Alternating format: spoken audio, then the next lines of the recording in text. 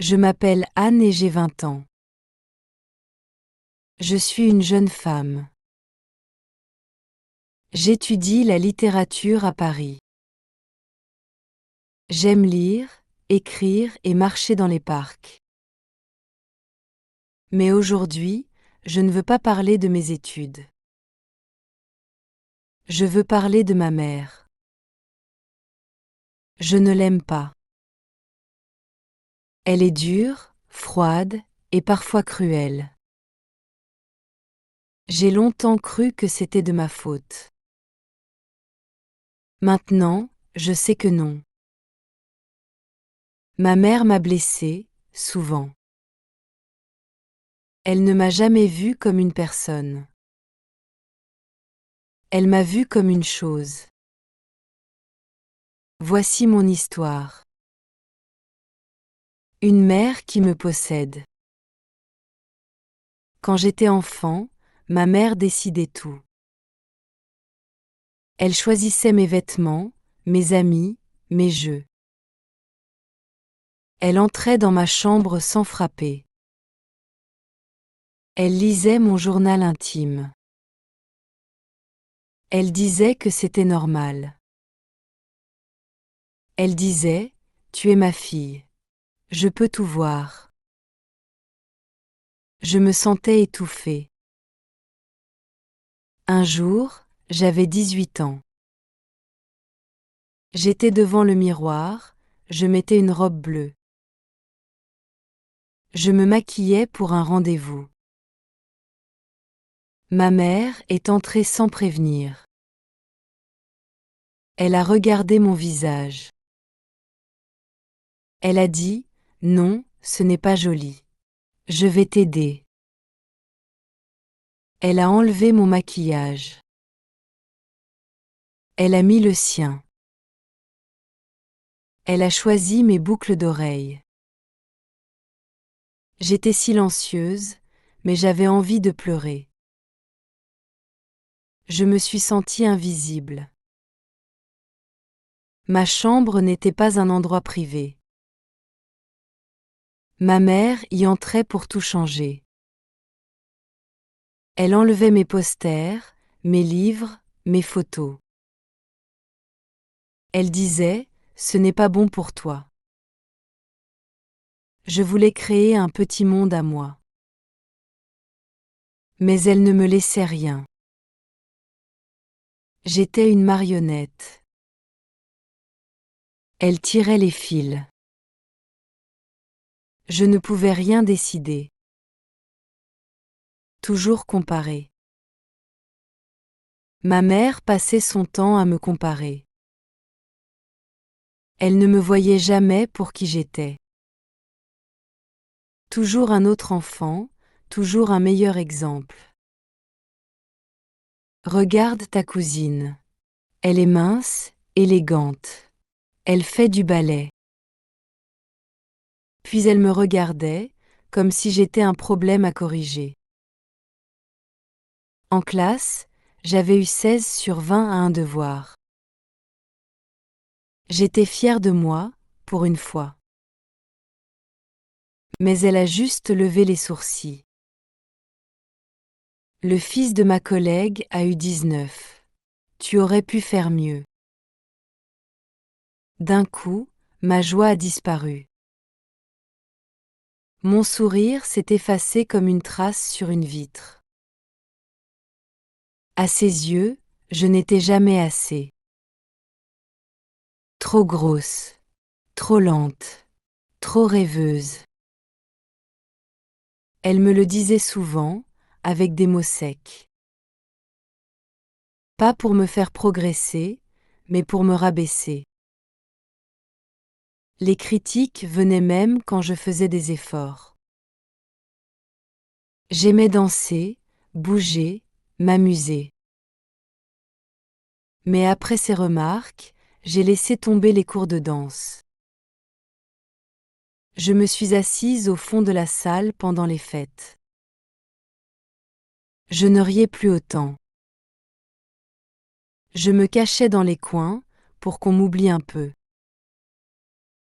Un après-midi, En nettoyant le salon, j'ai cassé un vase. Ce n'était pas un vase rare, juste un souvenir de vacances.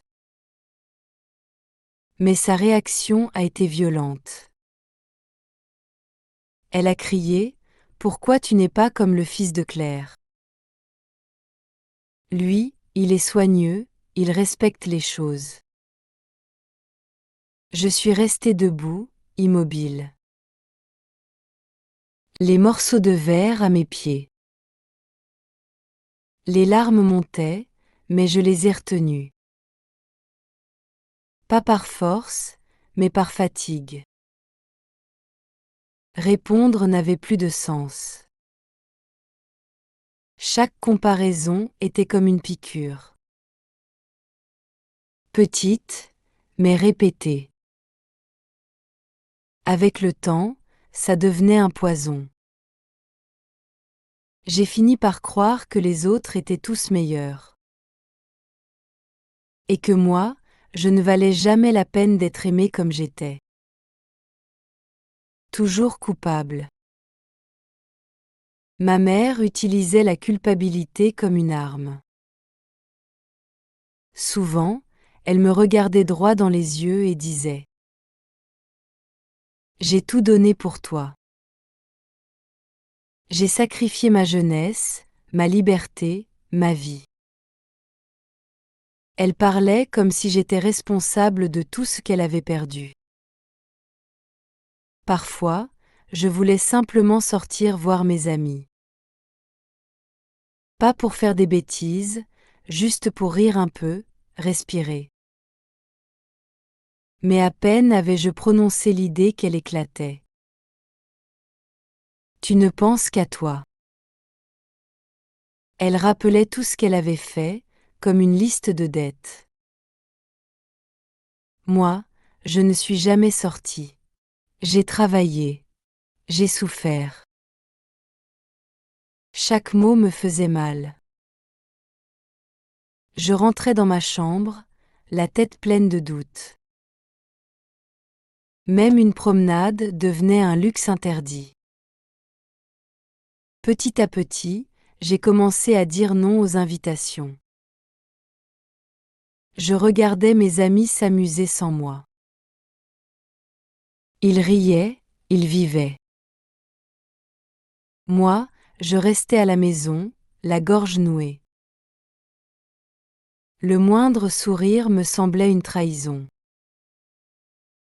Je me disais que je ne méritais pas le bonheur. Un samedi, j'avais organisé un après-midi simple. 2 amis venaient faire un gâteau avec moi. J'avais nettoyé la cuisine, préparé la pâte, mis de la musique douce. Tout semblait prêt pour un joli moment. Mais à peine avait-on commencé que ma mère est arrivée. Elle a vu les œufs, la farine, les bols. Son visage s'est fermé. Elle a dit que je gaspillais la nourriture.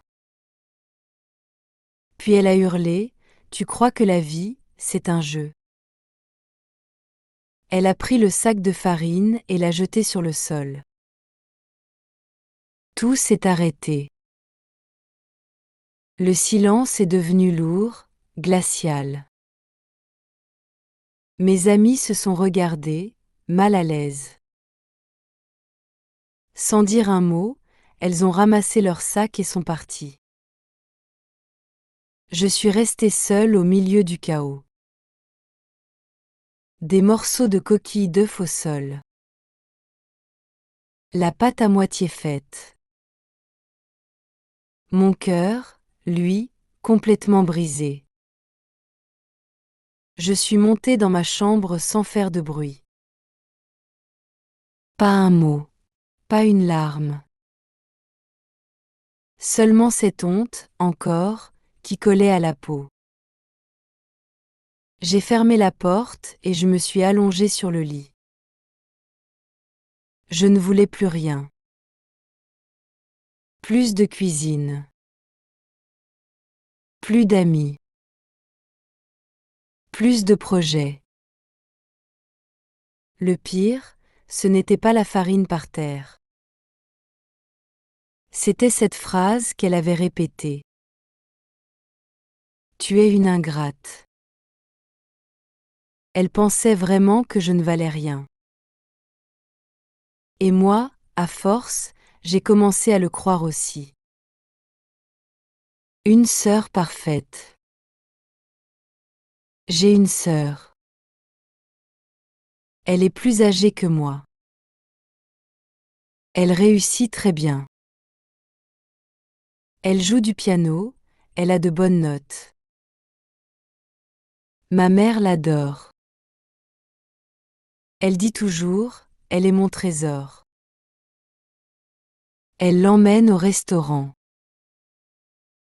Elle l'encourage. Et moi, rien. Quand j'ai eu un prix de poésie, elle a dit, c'est bien. Mais ta sœur, elle a eu un prix national. J'ai rangé mon diplôme dans un tiroir. Je ne l'ai jamais accroché au mur. Un jour, j'ai demandé un livre. Ma sœur avait reçu un roman pour son anniversaire. Moi, elle m'a dit, tu ne le mérites pas. Tu n'as rien fait d'extraordinaire. J'ai pleuré toute la nuit. Elle me disait, si tu étais comme ta sœur, je serais fière. J'ai fini par croire que je n'étais pas aimable. Que je ne valais rien. Des coups et de la peur. Mais le pire, c'était la violence. Elle me frappait souvent. Avec sa main, une ceinture, une cuillère en bois. Quand je cassais quelque chose, elle me frappait. Quand je répondais, elle me frappait. Quand je pleurais, elle criait plus fort. Un jour, j'ai mis du sel au lieu du sucre dans un gâteau. Elle m'a giflé. Elle a dit, tu es bête. Je ne comprenais pas. J'avais juste voulu faire plaisir. Elle m'a frappé devant mes cousins. Devant mes amis. Elle disait, il faut que tu comprennes. Mais ce que je comprenais, c'était la douleur, la honte, la peur. J'avais peur de rentrer à la maison. Peur de faire une erreur et peur de parler. Peur de respirer trop fort. Mon corps était tendu. Mon cœur était vide.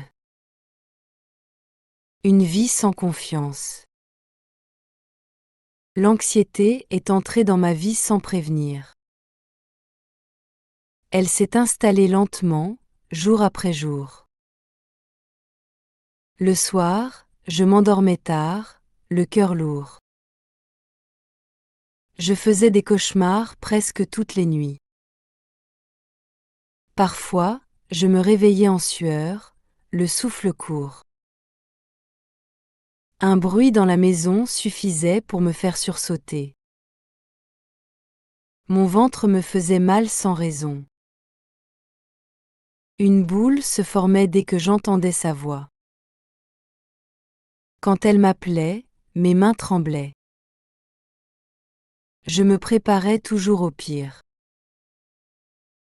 Même un simple Anne me glaçait le sang. C'était comme vivre dans une alarme permanente. Devant les autres, je faisais semblant. Un sourire collé sur les lèvres. Des mots simples, polis, bien choisis. Je disais que tout allait bien. Personne ne voyait le vide derrière mes yeux. À force de me cacher, je me suis perdue. Impossible de savoir ce que j'aimais vraiment. Je faisais ce qu'elle attendait de moi. Toujours obéir, toujours faire plaisir. C'était devenu une seconde nature. Mais elle ne m'a jamais regardé vraiment. Jamais écouté sans juger. Jamais posé une question pour comprendre. À ses yeux, j'étais une extension d'elle-même. Pas une personne. Petit à petit, j'ai disparu. Pas de place pour mes envies. Pas de voix pour mes idées. Pas d'espace pour rêver. J'existais sans vivre. Comme une ombre dans sa propre maison. Le changement commence. J'ai grandi avec cette peur. Cette tristesse et cette colère. J'ai essayé d'en parler et elle riait. Elle disait, tu exagères. Tu es trop sensible. Mais moi, je savais que ce que je vivais n'était pas normal. Un jour, à l'université, j'ai parlé à une professeure. Elle m'a écoutée. Elle a dit, tu n'es pas seule. Elle m'a donné l'adresse d'un centre d'écoute. J'y suis allée. Pour la première fois, j'ai parlé sans peur. J'ai pleuré. On m'a dit, tu as le droit d'exister. Ces mots m'ont bouleversée. Me reconstruire. Depuis, j'essaie de me reconstruire. Je fixe des limites. Quand ma mère m'appelle, je ne réponds pas toujours. Je lui dis, je ne veux pas parler de ça. Elle s'énerve. Mais moi, je reste calme. Je prends soin de moi. J'ai trouvé des amis. Des vrais. Qui m'écoutent. Qui m'aiment pour ce que je suis. Je fais du yoga. Je lis des livres sur les émotions. J'écris dans un carnet. J'essaie de comprendre ce que je ressens. J'essaie de guérir. Mes rêves pour l'avenir. Je ne veux pas lui ressembler. Je veux être douce, juste, honnête. Je veux construire une vie sans peur. Une vie libre. Une vie à moi.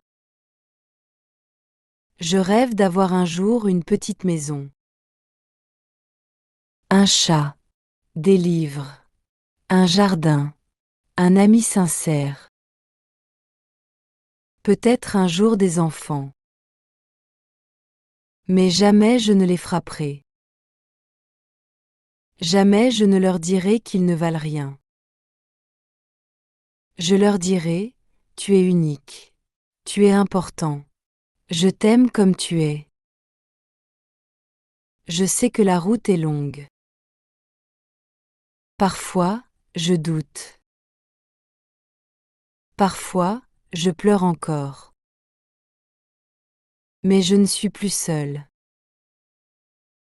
Je suis Anne et je suis en train de devenir moi-même. Une fin, mais pas un adieu. Merci d'avoir regardé mon histoire jusqu'à la fin. Elle est dure. Mais elle est vraie.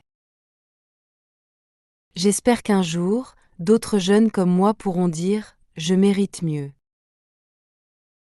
Parce que c'est vrai. Nous méritons tous d'être aimés, écoutés et respectés. Pas plus. Pas moins. Juste ça.